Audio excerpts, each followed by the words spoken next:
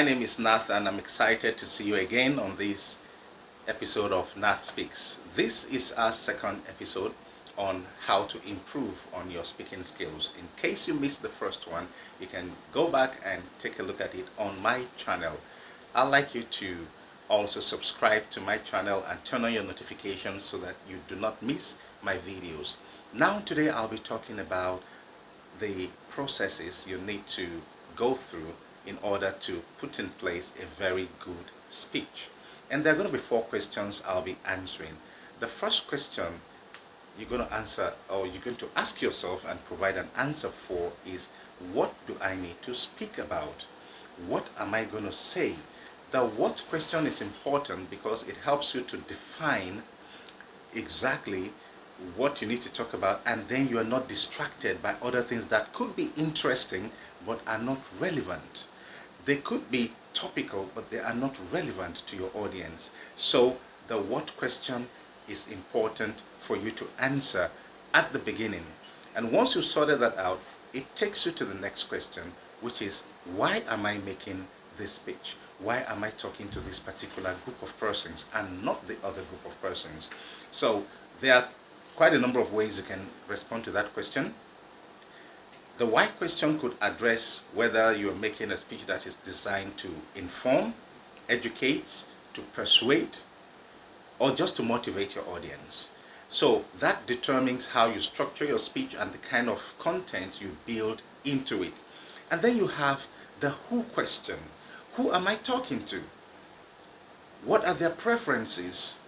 What are the demographic factors that define them? Their age, their race or their ethnicity, their religious views, their social status. All these are important because they would determine the kind of illustrations, the kind of information you give, even the jokes you might want to share. All these are determined by the composition of your audience. So you need to find out who you'll be speaking with. It also determines the level of language you employ or engage. Because you see, if you're talking to a group of persons who are not too educated, you need to tone down your language so that they can comprehend what you're saying. And if you're talking to a very enlightened group, then you don't speak to them in very simple terms because it will sound condescending and insulting to them. So the why question is important. And then you come to the 4th question, the where question.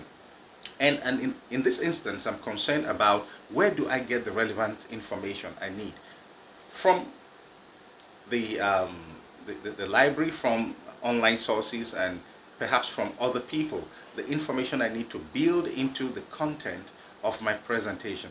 You also need to find out where you can get information about the audience. You need to carry out a little bit of research to find out what their preferences are and what their expectations are from your presentation.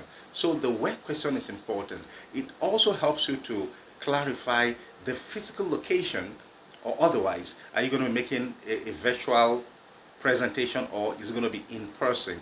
So the where question is important because the dynamics for any of these approaches would be different, and these are steps that you can take to prepare for your presentation. Now there is a very popular saying, it's called the 6P saying. It simply states that proper prior preparation prevents poor performance.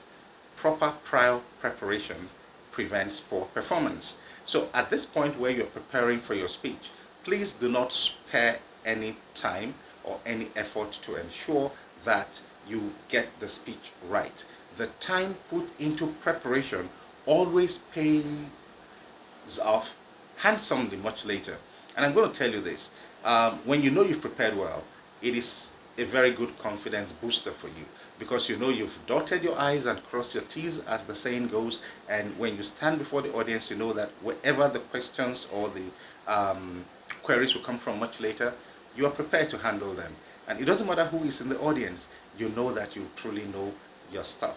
So thank you for being with me on this episode, and I look forward to having you in subsequent episodes. One more time, do not forget to subscribe and turn on your notifications. Bye-bye.